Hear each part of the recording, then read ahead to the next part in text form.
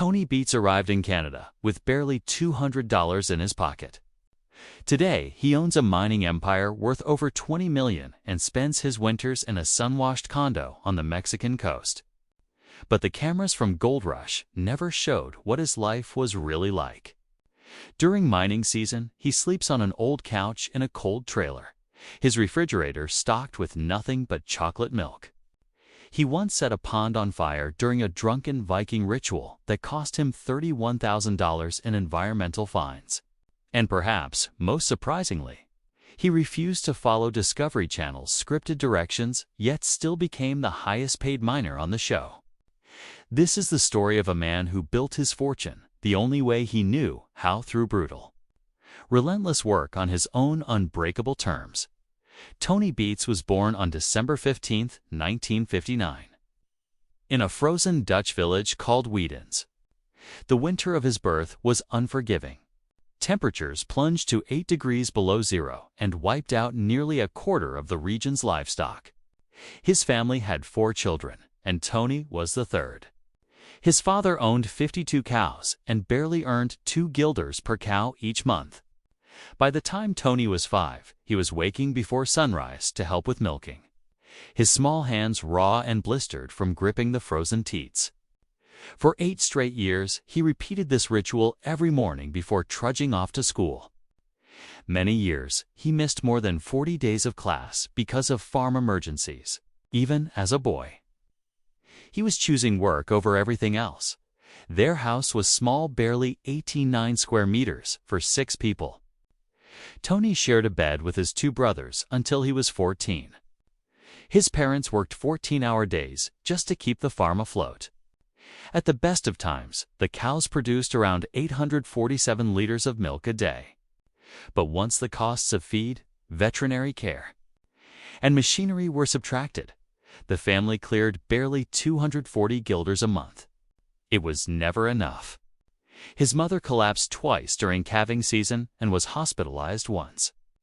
Every day followed the same routine: clean 50 stalls, haul 2 tons of hay a week, and face the heartbreak of losing animals they couldn't afford to replace. When a cow died, the loss could mean nearly 2,000 guilders gone. His father developed arthritis by 45, his fingers permanently twisted from years of milking.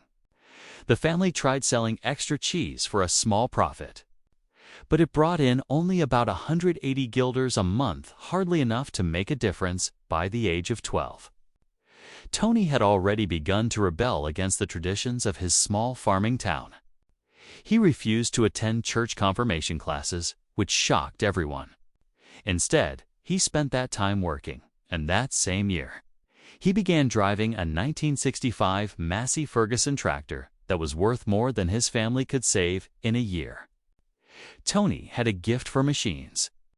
He could listen to the hum of an engine and tell what was wrong.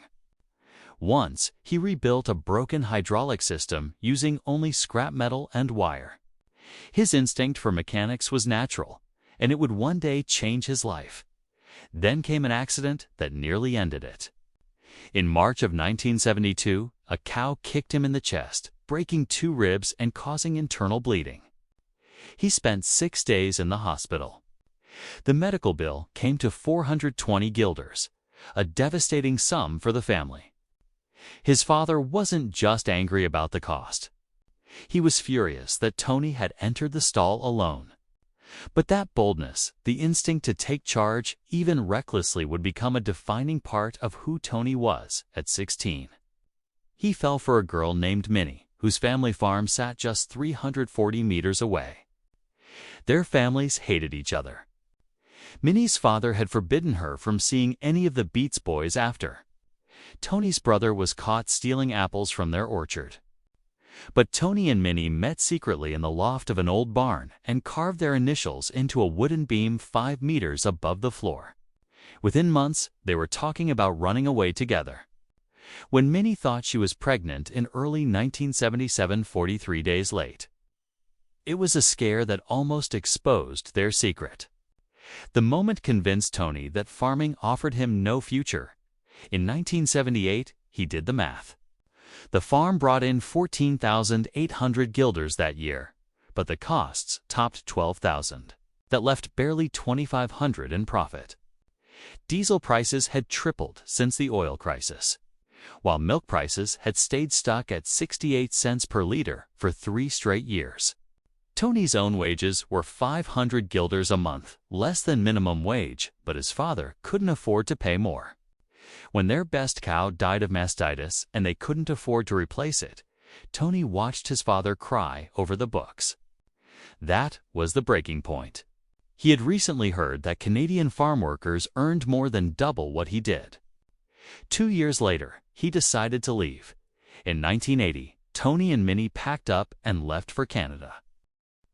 They arrived in Abbotsford, British Columbia, with just $1,200 and no English between them. Tony's first job was at Pacific Mushroom Farms, and it was miserable. The shifts were long and grueling, the rooms dark and airless, the smell of rot and ammonia clinging to everything. Rats ran through the compost. He made $3.50 an hour. Minnie, pregnant with their first child, sorted mushrooms for even less. They lived in a damp basement and slept in their winter coats. Tony couldn't read the warning signs posted around the plant and almost got crushed by a forklift once. After 8 months, both of them had lost 30 pounds and were ready to give up. But they deigned single quotes. The turning point came in March of 1982, while working construction in Vancouver. The scaffolding gave out during a storm. Tony fell 30 feet and fractured his skull. He spent 6 days in the hospital and received a $10,000 injury payout, life-changing money at the time. But what affected him more deeply was learning that the company had ignored previous safety warnings. 3 other workers had reported the same problem, and no one had cared. That experience left Tony with a permanent distrust of authority. He used the compensation money to buy a truck and tools, vowing never to work for anyone who didn't value safety or honesty again. He moved to Alberta and found work on an oil rig. The pay was decent, $15 an hour, but the good times didn't last. By the end of 1984, oil prices had crashed from $34 to $10 a barrel, and 85,000 workers lost their jobs. Tony was one of them. Rent cost $500 a month, and by then, he and Minnie had 3 small children. She worked 2 shifts a day at a diner, her hands constantly burned from hot grease. Tony pawned everything, even their wedding rings. They warmed baby bottles over candle flames. On Christmas Eve, their landlord handed them an eviction notice. That night, Tony made a decision that would change everything. He packed what little they had into a battered 1976 Ford pickup with over 200,000 miles on it and drove north toward Dawson City. He had $200 left in his pocket. The truck broke down 6 times on the Alaska Highway, and once the brakes failed on an icy mountain pass. He fixed it with wire hangers and duct tape. When he finally reached the Yukon, he went from camp to camp, begging for work, even though he knew nothing about gold mining. People laughed at him until someone noticed his skill with heavy machinery. Guggenheim Creek hired him for $12 an hour on his first day. Tony drove a bulldozer straight into a sluice box, causing $3,000 in damage. But instead of quitting, he worked 16-hour days to make up for it. The crew kept him. That winter nearly killed him. He lived in a trailer stuffed with newspaper for insulation. Inside, the temperature dropped to -20. Outside, it was 45 below. The heater broke constantly. One night, while fixing a generator during a blizzard, his hands froze. 3 fingers turned black. The nurse told him he'd need to be flown out to avoid amputation, but Tony couldn't afford it. He soaked his hands in warm water for weeks and lost feeling in 2 fingers. He survived on canned beans and lost 40 pounds. Minnie feared he wouldn't make it through the winter. Then things began to change. By spring, he was earning $1,200 a week running equipment for a mining crew. When their main excavator broke down, Tony scavenged parts from abandoned machines and repaired it within 2 days. That saved the crew's entire $150,000 season, and they doubled his pay. It was the moment he realized his mechanical skills could make him rich. In 1986, Tony leased his first claim near Bonanza Creek for $5,000. He pulled 20 ounces of gold, about $8,000 worth. But a spring flood wiped out his shelter and half his equipment. He lost nearly everything, a harsh lesson in how indifferent nature could be. The next year, he partnered with a man named Jake Morrison, who claimed to have rich gold reports. Tony invested his entire $20,000 savings. The numbers were fake. Jake had scammed other miners too. They barely found any gold. Tony fought him in the street and later in court, but lost everything. He was bankrupt. His reputation took a hit, but among those who knew the truth, respect for his determination only grew. In 1988, he went to work for Big Al McGregor. Tony quickly noticed that fine gold particles were slipping through the large screens. He designed a 3-stage mesh system that improved recovery by 30%. Al rewarded him with $50,000 in bonuses. Tony earned a reputation for efficiency and for being ruthless with slackers. He fired 3 men for drinking on the job. People began to call him the miner who didn't mess around. 1989. When temperatures dropped to 50 below zero, most operations shut down, but Tony refused to stop. His crew had one last patch to dig, and he welded repairs himself, wearing 3 layers of gloves. He built a diesel-burning heating system to keep his machines running. They pulled out 150 ounces of gold worth $60,000, half of which went to Tony, with his share. He bought a used Caterpillar 225 excavator, his first major piece of equipment. For the first time, he wasn't just a worker. He was an owner. By 1990, Tony Beets, at just 31, bought Tamarack Inc. for $1.2 million. People thought he was crazy. The company came with 10 mining claims across 500 acres, but within a year, he discovered it also carried $800,000 in hidden debt-and-paid equipment loans, back taxes, and environmental fines. To stay afloat, Tony sold his house and worked 18-hour days. Minnie handled the books, and together they barely kept the business alive.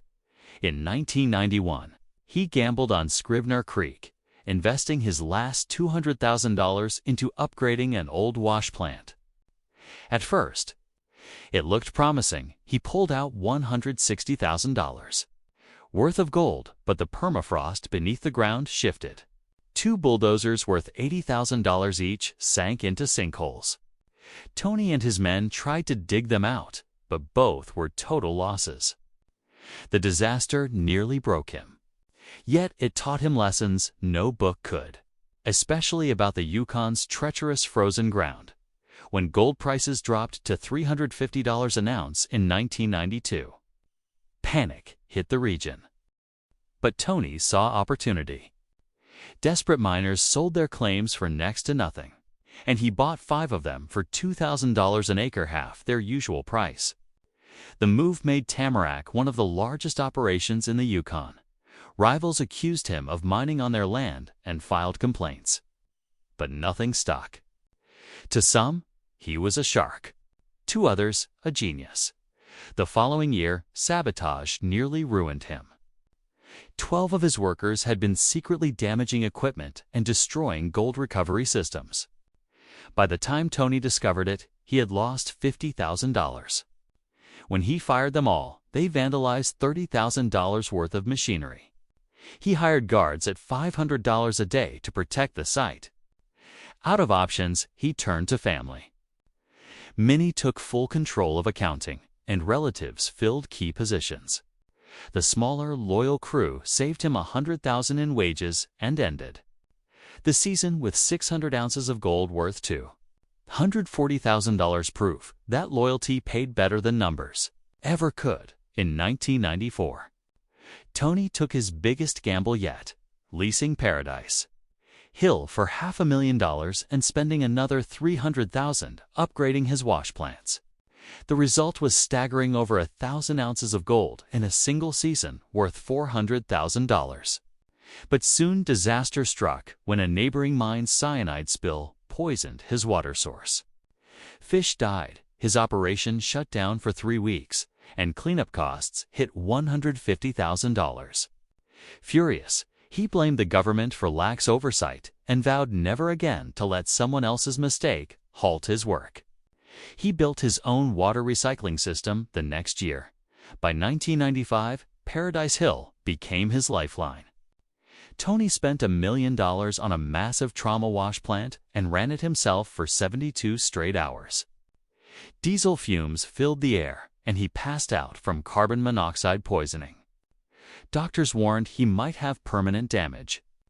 He survived and pulled $480,000 worth of gold that season. He spent another $25,000 upgrading ventilation, promising never to make the same mistake twice. A year later, he bought the Indian River claims for $750,000, betting on the rich, ancient riverbeds buried beneath the permafrost. Using 2,000 psi water cannons, he blasted through the frozen earth and pulled $600,000 worth of gold in 6 months. But the high-pressure water softened the ground, and a $300,000 excavator sank into the mud. Tony spent 3 weeks digging it out by hand in freezing weather, finally saving it, but at the cost of $50,000 in repairs. In 1997, his son, Kevin, just 16, stormed off after a heated argument on site and quit.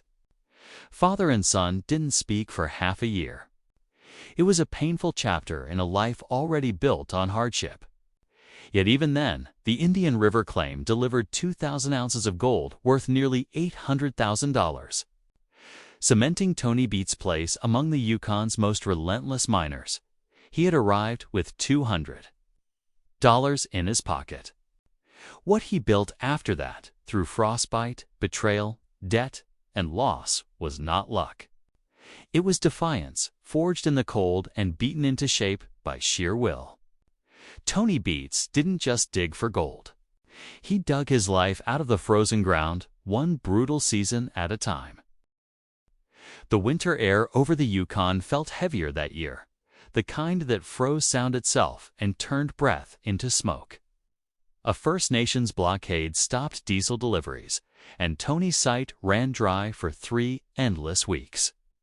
Machines sat silent against the white horizon, half buried in frost, while men waited with hands shoved deep into pockets, listening to the silence of an empire grinding to a halt. Airlifting fuel became the only option, a desperate measure that cost $50,000 more than usual. It was a brutal lesson in isolation, one Tony would never forget. From that point on, he kept reserves buried like treasure beneath the permafrost, and, perhaps more importantly, began to build the kind of relationships he had once ignored, the ones with local communities whose goodwill could mean the difference between survival and collapse. Then came 1998, and with it, another storm of challenges. That year, he poured $400,000 into building a road system to reach the untouched ground of Paradise Hill. For Tony, it was more than construction, it was conquest. He wanted to be the first to break that earth, the first to hear the roar of an engine echo across the valley. When the road was complete, he climbed into the first truck himself, hands tight on the steering wheel, his reflection flashing across the windshield as he drove into a future only he could see. But spring had other plans. The thaw came like an assault. Rains tore through the Yukon, rivers overflowed, and the ground itself seemed to dissolve beneath the weight of the flood. $2 million worth of equipment disappeared under 8 feet of rushing water. Trucks, dredges, and pumps, everything Tony had built, swallowed whole. Yet he didn't stop. He never did. Instead, he bought $200,000 worth of pumps and began the slow battle to reclaim what nature had taken. For 5 relentless weeks, he drained the floodwaters, working through nights lit only by the pale flicker of generator light. By the time it was over, he had saved most of his gear, but the year ended with barely $2,500 in his pocket, a whisper of profit compared to the fortune he'd risked. Still, he moved everything to higher ground and installed flood alarms, determined that nature would never ambush him again. Then came 1999, a year that would redefine everything. Tamarack produced 3,000 ounces of gold worth $1.2 million, his biggest haul yet. But the celebration didn't last. During an audit, $100,000 worth of gold was discovered missing. The cameras revealed the truth. Jake Morrison, a mechanic Tony trusted like blood, had been stealing gold for 6 months, sneaking it out piece by piece and selling it in Dawson City. When Tony watched the footage, his expression didn't move, but something inside him cracked. Jake went to jail for 18 months, and Tony swore that from then on, only family would be allowed in the inner circle. The years rolled on, and with them came risks that bordered on madness. In 2010, Tony stunned everyone when he bought an old 1930s Viking dredge for $1 million. It hadn't run in 30 years. Most people said it was scrap metal, but Tony saw something no one else did, a relic that could rise again. He ordered it torn down during the heart of winter when temperatures dropped below -40. 2 companies he hired went bankrupt, trying to handle the chaos, and the parts needed full restoration. By the end of that year, Tony was $500,000 deeper in debt. He mortgaged Paradise Hill itself to keep the dream alive. People called it his worst decision ever. But in 2011, the resurrection began. The reassembly cost had now doubled to $2 million. But when the Viking dredge finally roared to life that August, the sound rolled across the valley like thunder. In its first weeks, it pulled 500 ounces of gold, $200,000 worth. And then, disaster struck. On the 12th day, the massive bucket chain snapped and sank into the river. 8 tons of steel vanished beneath the current. Tony hired divers and recovery teams at a cost of $150,000. But he dove in himself, too, refusing to stand by. The water was barely 4 degrees Celsius, the kind that burned skin in seconds, but he didn't care. Operations were delayed 3 weeks, costing another $75,000 in lost production. The chain had to be rebuilt from scratch. By 2012, the Viking dredge worked as it was meant to. It pulled in 1,000 ounces, $400,000 at lower costs than his wash plants. For a moment, it seemed Tony had finally outsmarted fate. Then he made a mistake only he could make. One day, for no reason other than amusement, he poured 50 gallons of gasoline into the dredge pond and lit it on fire. He wanted to see flames dance on the water. The government wasn't amused. Fish died. The site was shut down. Fines hit. $75,000 and 6 weeks of work were lost. In total, the stunt cost $180,000 in losses and legal trouble. But 2013 brought redemption. The Viking dredge produced 2,000 ounces of gold, $800,000 worth, before the main motor failed in July. The oil hadn't been changed in too long, and rebuilding the engine cost $85,000. Production stopped for a month, losing another $300,000. Tony refused to leave the dredge. He slept beside the dead motor, working side by side with his son Mike, burning through the nights until it ran again. He lost 25 pounds during the grind, but he got it done. Then came 2014, the year everything changed.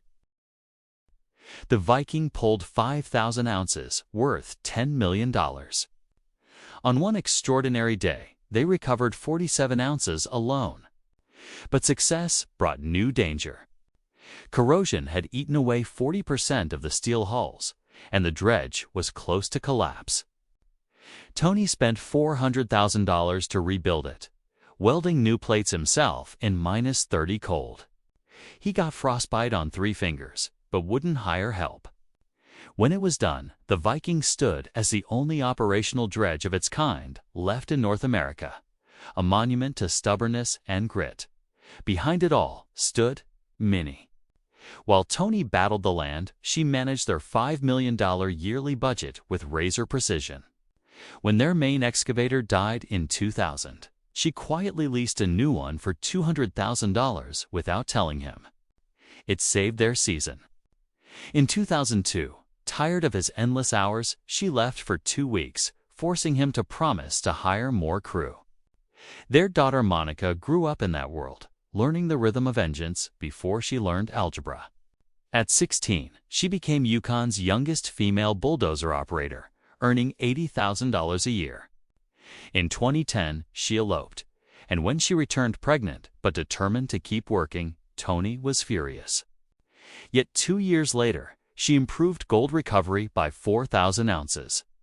Her innovation made millions, and Tony realized she wasn't just family. She was the future. Kevin had his moment in 2015. Tony gave him land but refused new equipment.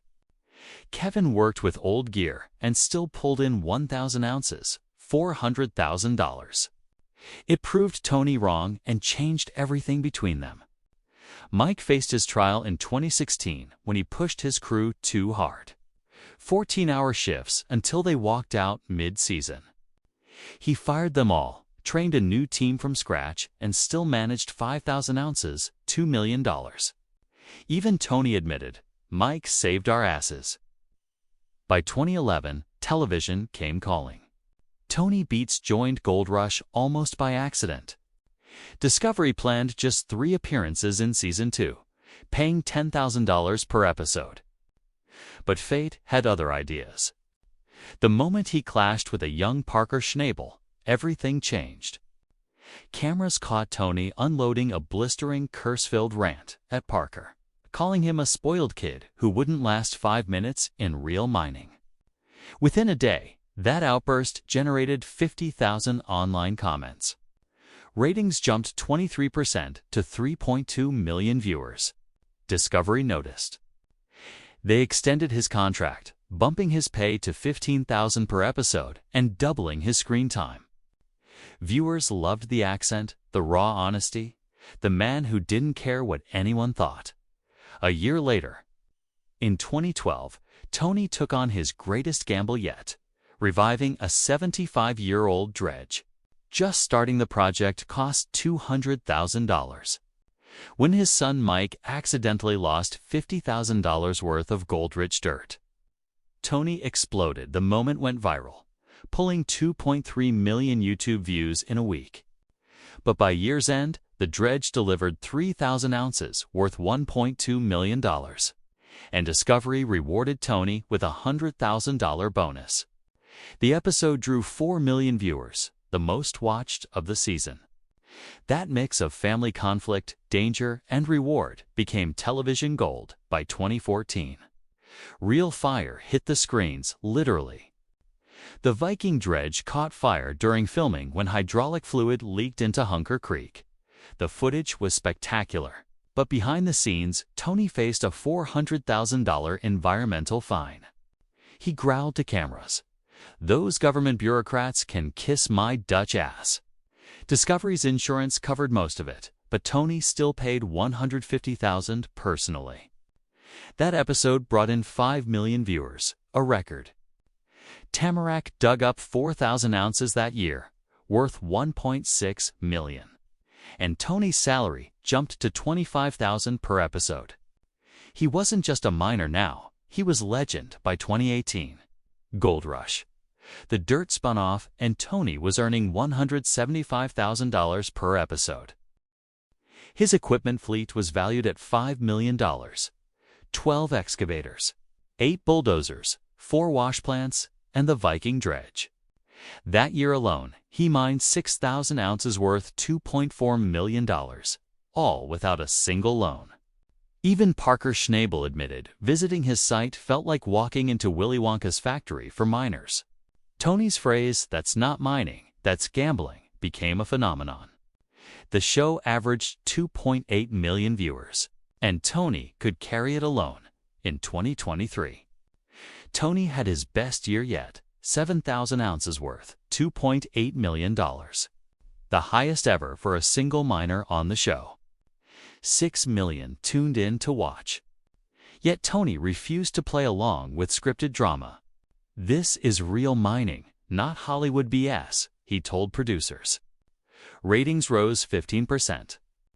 The season ended quietly, with his 47-man crew celebrating in Dawson City. Looking straight into the camera, Tony said, "After 30 years in the Klondike, I've proven that hard work and smart mining beat TV drama every time." But that same rebellious streak had nearly destroyed him in 2014, when he set fire to a dredge pond for a Viking ritual. The act led to charges under the Waters Act and years of legal battles. He was fined $6,000 personally, his company $25,000 more. It wasn't just television drama, it was real pollution. And in 2018, regulators struck again, denying him a water license for damaging salmon habitats. For 3 months, his 30-man crew sat idle, costing him $500,000. Tony lashed out publicly, calling officials tree huggers, ruining hardworking families. Documents later showed he'd skipped environmental questions on past applications. Critics called him reckless. Supporters called him fearless. In 2019, he appealed the charges and lost. The judge scolded him, adding $10,000 to his fines. Tony admitted he'd done it for luck. Yet that same season, he pulled 5,000 ounces worth $2 million. The $41,000 penalty barely registered. Rumors later swirled that he was headed to prison, false ones. But by 2022, inspectors again found unlicensed mining. He faced another potential $100,000 fine and $300,000 in shutdown losses. He narrowly avoided disaster, agreeing to strict environmental oversight. Then came 2025, the year bureaucracy almost beat him. New government delays demanded costly habitat restoration bonds, and his permits stalled during peak season. Each week of delay meant $700,000 in lost gold, plus $200,000 in fixed costs. In 3 weeks, he lost $2.1 million. He flew to Whitehorse, fought regulators face-to-face, and finally won. His Facebook post afterward, a defiant promise to fight for future miners, drew over 100,000 reactions. Across North America, working families saw themselves in him by then. Tony Beets had built an empire from nothing in 1980 to a multi-million-dollar operation in 2025. Tamarack Inc. held 337 claims across the Yukon. Each year, Tony's mines produced 1,500 to 2,000 ounces worth, between $3 and $4.1 million, earning him a net income of $1.5 to $2.2 million. Discovery paid him another $300,000 to $400,000 yearly, and he reinvested 70% back into the business. In one season alone, he spent $5 million on new equipment. His machines, from the massive Volvo EC950S and EC550s to the legendary Walter Johnson dredge imported from California, were worth another $5 million combined. They ran day and night, 7 months a year. "There's always something worn out," Tony said. And there always was. Off-season, he escaped to Puerto Vallarta, Mexico, oceanfront condo. Hot tub on the deck, $50,000 a year just to unwind. Between that home, his Yukon property, and his market investments, Tony owned $1.5 million in real estate and another $800,000 in stocks. Yet during mining season, he slept on a couch in a bare Yukon cabin, just water and chocolate milk in the fridge. At 65, he still worked 12 to 14 hours a day, 7 days a week. Rain, snow, or mud, it never mattered, because for Tony Beets, the gold was never the point. The real treasure was the fight against time, against nature, against anyone who told him no. From frozen fuel lines to million-dollar gambles, from fines to fame, He had proven one thing beyond doubt. In the Yukon, fortune doesn't favor the lucky, it favors the relentless.